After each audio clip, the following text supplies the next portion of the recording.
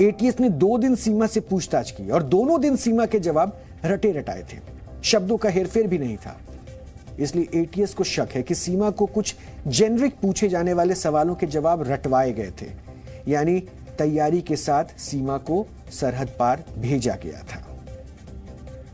सीमा हैदर से लगातार 2 दिन 16 घंटे तक पूछताछ हुई है। कल रात 10 बजे उसे एटीएस ने पूछताछ करने के बाद एक अनडिस्क्लोज लोकेशन पर उसे लेकर के गई है और उसके साथ ही सचिन और सचिन के पिता और 2 बेटों भी साथ में गए हुए हैं। और ये तमाम पहलू है जिस पे कि एटीएस पता करने की कोशिश कर रही है कि आखिर में सीमा किस रूट से भारत के अंदर घुसी थी। नेपाल से यदि जब अंदर आई तो कौन सा ऐसा एरिया था जिस एरिया से वहां से होकर के अंदर में आई, उसके साथ ही किसने उसकी सहायता की है। इसके अलावा यह भी जानने की कोशिश की जा रही है कि क्या कोई जासूसी का जो कोड है वो कहीं वहां पर इस्तेमाल तो नहीं किया जा रहा था चैट में, क्योंकि चैट को डिलीट किया गया है। उसके साथ ही साथ एक नया मोबाइल पाकिस्तान में लिया गया था आने के पहले ही। तो इन सभी चीज़ों को पहलू पर जानकारी यहाँ पर एटीएस के द्वारा ली जा रही है कि आखिर में क्या इसमें पूरा का पूरा सीमा किस तरीके से सम्मिलित है या सीमा जो है कहीं पाक साफ है। इन सभी चीज़ों की जानकारी यहाँ पर ली जा रही है कि आखिर में क्या सीमा यहाँ पर प्यार के चक्कर में आई है या क्या जासूसी करने के लिए यहाँ पर पहुंची है। इन सभी चीज़ों की जानकारी अभी भी एटीएस ले रही है। आज का दिन काफ़ी महत्वपूर्ण है, देखना ही होगा कि क्या एक बार फिर से एटीएस पूछताछ करती है या नहीं। कैमरामैन पीयूष के साथ राहुल मिश्रा, जी मीडिया, ग्रेटर नोएडा। वैसे सीमा ने अभी तक अपनी पूछताछ में ये बात कबूल कर ली है कि उसने पबजी के जरिए न सिर्फ सचिन बल्कि दिल्ली के आसपास रहने वाले कई लड़कों से बातचीत की थी। 4 बच्चों की मां सीमा, और उसके मुताबिक उसने वर्ष 2019 से पबजी खेलना शुरू किया था। और यह कहा जा रहा है कि आज सीमा पबजी की एक मास्टर खिलाड़ी है, एक्सपर्ट है। पबजी एक ऐसा गेम है जिसमें खिलाड़ी पबजी खेल रहे किसी भी व्यक्ति से संपर्क कर सकता है। वो उनसे गेम के दौरान बातचीत भी कर सकता है, मैसेज भी कर सकता है। सीमा ने यही किया। वो इस गेम के बहाने कई लड़कों के संपर्क में थी और सीमा ने ऐसे लड़कों से बातचीत की जो दिल्ली या इसके आसपास रहते थे। अब ये कोई इत्तेफाक नहीं हो सकता है। मुमकिन है कि उसने जानबूझकर दिल्ली के आसपास के लड़के चुने थे। पबजी एक ऐसा गेम है जिसमें की जाने वाली बातचीत का कोई रिकॉर्ड नहीं होता है। वैसे भी पबजी के गेम का सर्वर चीन में है, क्योंकि चीन में है ये सर्वर, ये आप जानते हैं। और पबजी हमारे हिंदुस्तान में भी बैन है और सीमा ने पबजी गेम पाकिस्तान में डाउनलोड किया था। तो ऐसे में उससे जुड़ा डेटा मिलना भी मुश्किल है और यही वजह है कि एटीएस, आईबी और रॉ अब ये शक जता रहे हैं कि एक खास मोटस ऑपरेंडी के तहत सीमा ने पबजी गेम चुना और इसकी मदद से उसने भारतीय लड़कों से बातचीत शुरू की।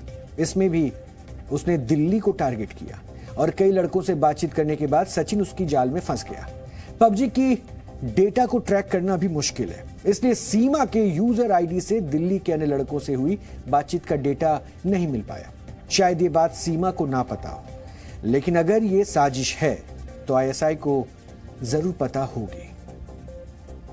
पहले सैटेलाइट्स, फिर व्हाट्सएप, सिग्नल और अब गेमिंग एप्स। ये एक लंबा दौर रहा है जिसके अंतर्गत साइबर टेररिस्ट लगातार नए नए प्रकार के प्लेटफॉर्म्स को खोजने के लिए लगातार तत्पर तैयार रहते हैं। क्यों? वो चाहते हैं वहां पर जाकर कम्युनिकेट करें जहां पर जो पुलिस अधिकारी हैं उनकी नजर न डल सके। अब कोई वाइल्डेस्ट भी ड्रीम्स में ये नहीं सोच पाएगा कि साहब ये गेमिंग ऐप पर जो चैटिंग होती है वो टेररिस्ट करते हैं, और खासतौर पर वो टेररिस्ट जो कोड वर्ड्स का इस्तेमाल करते हैं ताकि उनकी डिटेक्शन ना हो सके। और क्योंकि अभी तक गेमिंग एप्स जैसा इकोसिस्टम अभी तक नियंत्रित नहीं था, इसलिए करना बहुत आसान था।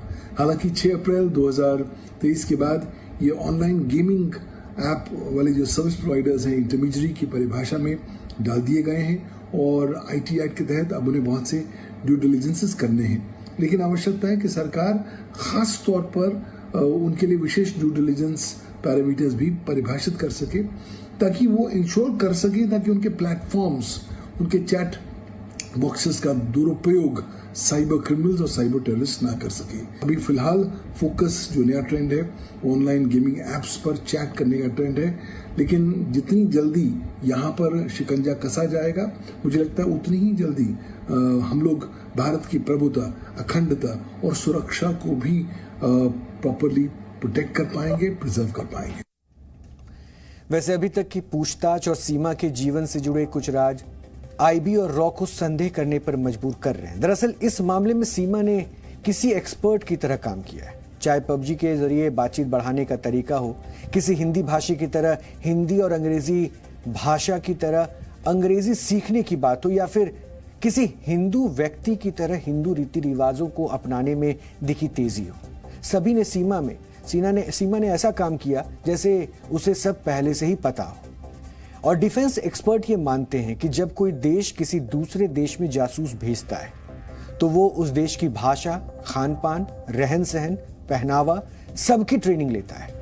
यही नहीं, पकड़े जाने पर अपने बारे में क्या क्या बताना है, कागजों में क्या दिखाना है और कैसे रिएक्ट करना है, ये भी सिखाया जाता है। एक इंसान पाकिस्तान से जिसकी शादी हुई है, 4 बच्चे हैं उसके, वो हिंदुस्तान, पहले तो उसका आने का तरीका देखिए कैसा है कि पहले तो 5 पासपोर्ट उसके बने 4 बच्चों के और उसके, फिर उसका रूट क्या है, वहां से दुबई, दुबई से नेपाल, नेपाल से हिंदुस्तान। तो ये जो दुबई और नेपाल का रूट है, ये आईएसआई का एक फेवरेट रूट है, क्योंकि उनको पता है कि नेपाल का बॉर्डर बड़ा पोरस है और वहां से आराम से आदमी जो है जा सकता है, कोई उसको इतनी दिक्कत नहीं होती। जो एक आम इंसान है पाकिस्तान का, उसको हिंदी जिस हिसाब से ये बात कर रही है सीमा हैदर, या जिस हिसाब से ये जो हिंदुस्तानी कल्चर है, रूरल कल्चर है, रूरल जो चीजें हैं, उसमें जितनी वो प्रोफिशिएंसी दिखा रही है, उसके अंदर तो बहुत शक लगता है। क्योंकि एक आम नागरिक जो पाकिस्तान का है, वो ऐसी चीजें नहीं कर सकता जब तक कि उसको ट्रेन ना किया गया हो या उसको वो एक्सपोजर ना मिला हो। अब एक्सपोजर कहां से मिलना है उसको पाकिस्तान रह के, वो तो कोई तरीका है नहीं। तो इसका मतलब किसी ना किसी ने उसको ये एक्सपोजर दिया है। और जिस हिसाब से वो इतनी फ्लुएंटली और इतनी कॉन्फिडेंटली जो बातें कर रही है, ये एक, मैं तो कहूँगा, एक ट्रेंड एजेंट जो होता है वो ही कर सकता है और कोई नहीं कर सकता। क्योंकि अगर आप आम देखिए, जो जब भी इनएडवर्टेंटली जो बॉर्डर क्रॉसिंग होती है, जब आप वो उसको, अगर उस आदमी या औरत को इंटेरोगेट किया जाता है, तो वो उस हिसाब से बातचीत नहीं कर सकती जिस हिसाब से ये कर रही है। किसी भी देश से बिना वीजा हासिल किए किसी दूसरे देश में जाना कभी भी आसान नहीं होता है, चाहे व्यक्ति कितना भी शातिर क्यों ना हो। वो अपने दम पर अकेले भी 4 बच्चों के साथ बिना कागजों के नहीं जा सकता। लेकिन सीमा के केस में ऐसा नहीं हुआ। वो बड़े आराम से पाकिस्तान से शारजा, फिर शारजा से काठमांडू और फिर बिहार के सीतामढ़ी बॉर्डर को क्रॉस करके नेपाल से भारत आ गई थी। इस बॉर्डर की सुरक्षा में एसएसबी तैनात है। इसके बावजूद वो अगर ये कहे कि वो बिना किसी मदद के भारत आई है, तो ये संदेह करने वाली बात है। और इसलिए हमने तब भी संदेह जताया था और तब भी ये सवाल पूछा था कि हमारी खुफिया जो एजेंसी है वो क्या कर रही थी।